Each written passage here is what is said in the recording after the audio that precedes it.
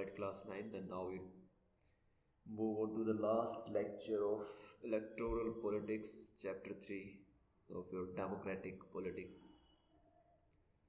In Lecture 4, we will talk about the important part of this chapter, that how election impact in Indian society. तो भारत में election का क्या असर रहता है, लोग इसको कैसे लेते हैं, वो इस लेक्चर में हम बात करेंगे। पॉपुलर पार्टिसिपेशन का मतलब है कि पार्टिसिपेशन जो होता है इलेक्शन में, वोट डालने के लिए लोग जो आते हैं, वो कैसा है यहाँ पर भारत में। तो contrary to perception, the popular participation in election in India has shown an increasing trend. तो भारत में जैसे बात की जाती है कि भाई राजनीति को लोग पसंद नहीं करते, राजनीति को लोग घटिया दृष्टि से देखते हैं, लेकिन फिर भी पॉलिटिक्स में एक चीज़ पॉजिटिव आ रही है, वो ये है कि लोग जो वोट डालने आते हैं वो परसेंटेज बढ़ रहा है। Now people are aware that election is an important event and they should cast their vote. उनके वोट की वैल्यू है, और इसी को ध्यान में रखते हुए भारत में लोग जो है वो वोट डालने का उनका जो परसेंटेज है वो बढ़ रहा है। The recent assembly election held in 4 states 2013 saw voter turnout up to 80% in some constituencies. तो 2013 में जो 4 राज्यों में इलेक्शन हुए थे, उसमें ये देखा गया था कि कई जगह पर 80% जनता ने वोट डाला। तो 80% people casting their vote, that means the trend is increasing.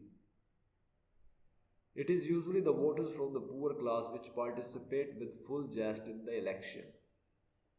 तो भारत में एक चीज़ अलग है वेस्ट कंट्रीज़ के साथ कि वेस्टर्न कंट्रीज़ में middle class, richer class vote डालने ज़्यादा जाता है, गरीब लोग कम वोट डालते हैं। भारत में गरीब ज़्यादा वोट डालने जाता है, मिडिल क्लास और रिच पब्लिक जो है वो कम वोटिंग में विश्वास रखती है। तो भारत का जो गरीब है वो ज़्यादातर, भारत में आपको पता है 70-80% लोग जो है वो बिलो मिडिल क्लास के अंदर आते हैं, लोअर मिडिल क्लास के अंदर आते हैं, और उनका पार्टिसिपेशन जो है, उनका जो वोट डालने का जो एंथुजियाज्म है, उत्साह है, वो काफ़ी अच्छा होता है इलेक्शन के टाइम पे। People from the middle classes and upper classes usually show aloofness towards the electoral process. तो भारत का जो अपर क्लास है और जो मिडिल क्लास है वो ज़्यादातर इसको नेगलेक्ट करता है, वोटिंग को। But the recent assembly election surprisingly saw a very high turnout from the middle classes and upper classes as well. लेकिन अभी रिसेंट असेंबली इलेक्शन में मिडिल क्लास और अपर क्लासेस ने भी वोट डाले हैं। There are signs of vibrating democracy where people are taking active interest in the electoral process, और ये डेमोक्रेसी का बहुत ही अच्छा एक निशानी मानी जाती है जब लोग पार्टिसिपेट करते हैं इलेक्शन प्रोसेस में। तो जितने ज़्यादा लोग एक्टिव होंगे इलेक्शन के दौरान, जितनी ज़्यादा वोट डाली जाएंगी, उतना ही डेमोक्रेसी भारत की अच्छी बनेगी। तो डेमोक्रेसी का सबसे बेस्ट पार्ट यही होता है कि ये लोगों तक पहुँचे और लोग इसको एक्टिवली हाथों हाथ ले। Acceptance of election outcome, result का जो भी नतीजा, जो भी इलेक्शन के रिजल्ट आते हैं, जो भी इसका नतीजा आता है, उसको एक्सेप्ट किया जाता है या नहीं। तो जैसे अभी आपने देखा होगा अमेरिका में ट्रंप ने कहा है कि भाई यहाँ पर गड़बड़ी हुई है, वो कोर्ट में जाने की बात कर रहा है बाइडेन के खिलाफ। तो ऐसा भारत में होता है नहीं होता है वो यहाँ पे बताया गया है। It is often blamed that too many malpractices take place in the election in India, but this is nothing but a perception and really can be quite different.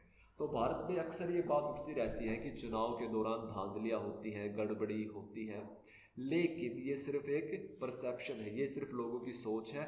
ऐसा कभी भी रियलिटी में सामने नहीं आया है कि कहीं किसी इलेक्शन में कोई इतनी बड़ी गड़बड़ी पाई गई हो कि पूरा रिजल्ट ही चेंज कर दिया गया हो।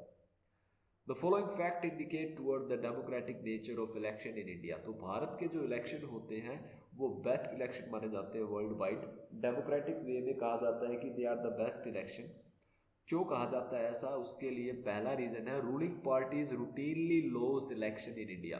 तो भारत में जो पार्टी है रूल करती है, जैसे कांग्रेस का राज था, अब बीजेपी का है, तो पार्टियां बदलती रहती है। इसका मतलब ये है कि इलेक्शन अच्छी तरह से हो रहा है। अगर एक ही पार्टी जीतती रहे, जैसे जिम्बाब्वे में आपने देखी थी, तो वो फिर पार्टी वो इलेक्शन हम डेमोक्रेटिक नहीं मानते अगर ऐसा होता है। तो यहाँ पर भारत में ये सबसे बड़ा इसकी पहचान है कि यहाँ पर रूलिंग पार्टियाँ रूटीनली हारती रहती हैं। स्टेट में भी आप देखोगे तो ऐसा होता रहता है। In many states, particular political party is not able to continue in power for more than one term. और भारत के बहुत सारे स्टेट ऐसे हैं जहां एक पार्टी लगातार 2 बार नहीं जीतती, वह हर बार नई पार्टी जीतती रहती है, दूसरी पार्टियां जीतती रहती हैं। A large number of sitting MLA MPs lose election. बड़े बड़े MLA MPs होते हैं जो हाई लेवल के माने जाते हैं नेता, वो भी हारते हैं। तो ये भी एक अच्छी निशानी है डेमोक्रेटिक इलेक्शन होने की कि भाई वो हारते हैं, इसका मतलब चुनाव सही हुआ है। Many politician with money and muscle power lose election. तो वो चाहे कितना भी बड़ा रिच पर्सन हो, कितना ही बदमाश बना फिरता हो, तो वो भी यहाँ पे हार का सामना करता है। ये भारत के इलेक्शन का एक बहुत अच्छी बात है। Electoral outcomes are usually accepted by the losing political party as people's verdict and the life goes on. और कभी भी कोई नेता ये नहीं कहता कि ये इलेक्शन का रिजल्ट गड़बड़ी वाला है या गलत है, वो उसको रीचेक कराएगा या जो भी है, तो हमेशा उस रिजल्ट को स्वीकार किया जाता है, कोई कितना ही बड़ा नेता रहा हो। तो भारत में कि इसका बेस्ट एग्जांपल मैं आपको बताता हूँ कि शीला दीक्षित भारत में दिल्ली की 3 बार चीफ मिनिस्टर रह चुकी थी, लगातार 3 बार। 15 सालों तक इसने दिल्ली की मुख्यमंत्री की कुर्सी को संभाला था। लेकिन जब इसका नेक्स्ट इलेक्शन आया, यानी चौथा इलेक्शन जब आता है, तब यहाँ पर एक बंदा आता है अरविंद केजरीवाल, जो इसको चैलेंज करता है, जो किसी पार्टी का नहीं था, कोई पॉलिटिकल एजेंडे से नहीं था, एक कॉमन मैन आप कह सकते हैं, जो चैलेंज करने आया था। और इसने शीला दीक्षित के खिलाफ जो इनका प्रोसेस होता है नॉमिनेशन का, वो नॉमिनेशन डिटेल इसने फिल की शीला दीक्षित के खिलाफ। नई दिल्ली से इसने चुनाव लड़ा शीला दीक्षित के खिलाफ। तो आप सोच सकते हैं कि एक ऐसी नेता जिसने पूरी लाइफ, जिसके परिवार ने पूरी लाइफ राजनीति में गुजारी हो, और एक बिल्कुल नया बंदा जो आम आदमी की पहचान था, वो टक्कर दे रहा था शीला दीक्षित को। तो यहाँ पर अरविंद केजरीवाल ने शीला दीक्षित को 1 लाख से ज़्यादा वोटों से हराया था। तो आप सोच सकते हैं कि इलेक्शन इंडिया का डेमोक्रेटिक है, बेस्ट इलेक्शन कहा जाएगा। तो ये एक बेस्ट एग्जाम्पल है जो बताता है कि भारत में इलेक्शन के आउटकम्स को, इलेक्शन के रिजल्ट को कभी भी डाउटफुल नज़रिए से नहीं देखा जाता। लोग या नेता या पार्टीज एक्सेप्ट करती हैं जो भी इलेक्शन का रिजल्ट सामने आता है उसको। Challenges to free and fair election Bharat में, लेकिन आज भी इन इलेक्शन को फ्री एंड फेयर करवाने के लिए चैलेंजेस का सामना करना पड़ता है। फ्री का मतलब है किसी भी कंट्रोल से फ्री हो, और फेयर मतलब किसी भी गड़बड़ी से फ्री हो, कोई गड़बड़ी ना हो और ना ही किसी का कंट्रोल हो, पूरी तरह से independent free and fair election.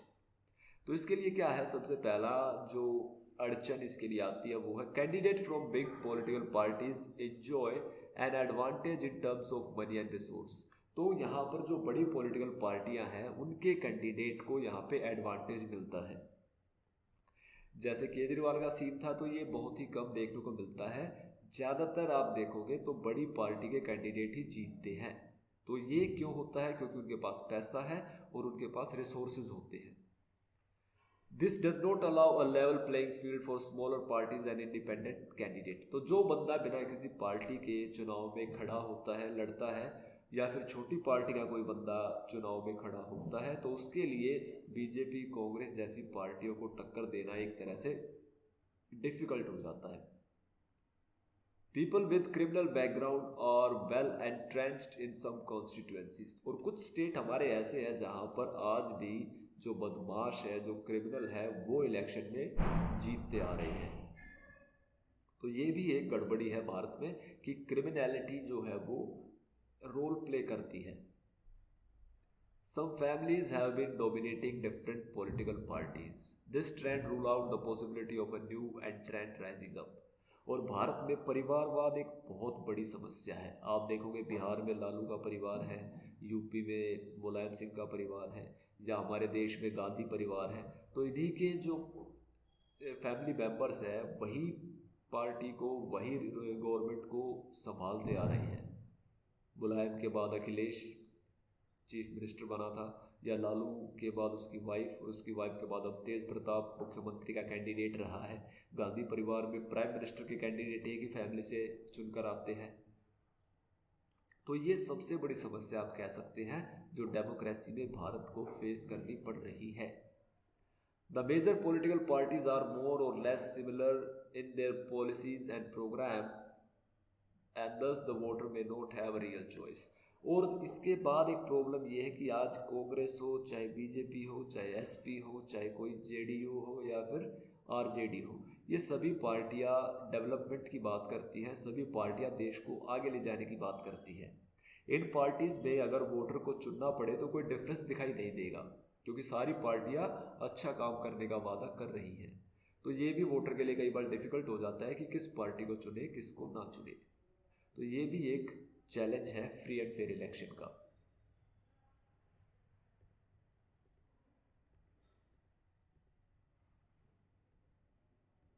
So this was the end of your chapter. Okay.